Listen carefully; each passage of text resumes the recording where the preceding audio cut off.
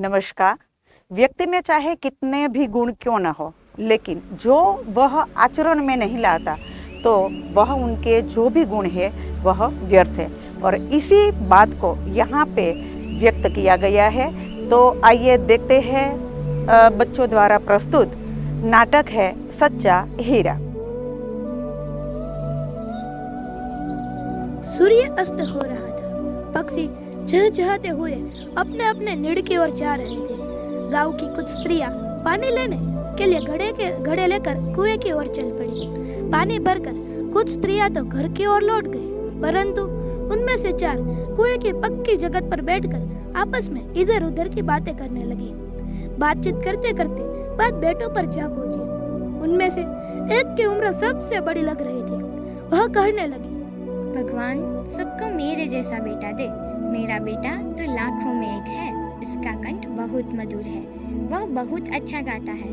उसके गीत सुनकर कोयल और मैना भी चुप हो जाती है। लोग बड़े चाव से उसका गीत सुनते हैं। उसकी बात सुनकर दूसरी स्त्री का मन हुआ कि वह भी अपने बेटे की प्रशंसा करे। उसने पहली स्त्री से कहा, मेरे बेटे की बराबरी कोई नहीं कर सकता। वह बहुत ही शक्तिशाली और बहादुर है। वह बड़े बड़े बहादुरों को भी पछाड़ देता है। वह तो आधुनिक युग का भीम है। यह सब सुनकर तीसरी औरत भला कैसे चुप रहती। वह बोल उठी, मेरा बेटा साक्षात बृहस्पति का अवतार है। वह जो कुछ भी पढ़ता है वह एक बार में याद कर लेता है। ऐसा लगता है मानो उसके कंठ में स्वयं सरस्वती का निवास हो। क्यों बहन, तुम क्यों चुप हो? तुम भी अपने बेटे के बारे में कुछ तो बताओ। मैं अपने बेटे की क्या प्रशंसा करूं? वह न तो गंधर्व सा गायक है, न भीम सा बलवान, न इस बृहस्पति सा बुद्धिमान। कुछ समय बाद जब वे सब कड़े सिर पर रखकर लौटने लगी, तब किसी का मधुर स्वर सुनाई दिया। सुनकर पहली स्त्री बोली, सुनो, मेरा हीरा गा रहा है। तुम लोगों ने सुना? उसका कंठ कितना मधुर है। देखो, वह मेरा लाडला बेटा आ रहा है। शक्ति और सामर्थ्य में उसकी बराबरी कौन कर सकता है? देखो, यही है मेरी गोद का हीरा। इसे कौन भला बृहस्पति का अवतार नहीं कहेगा?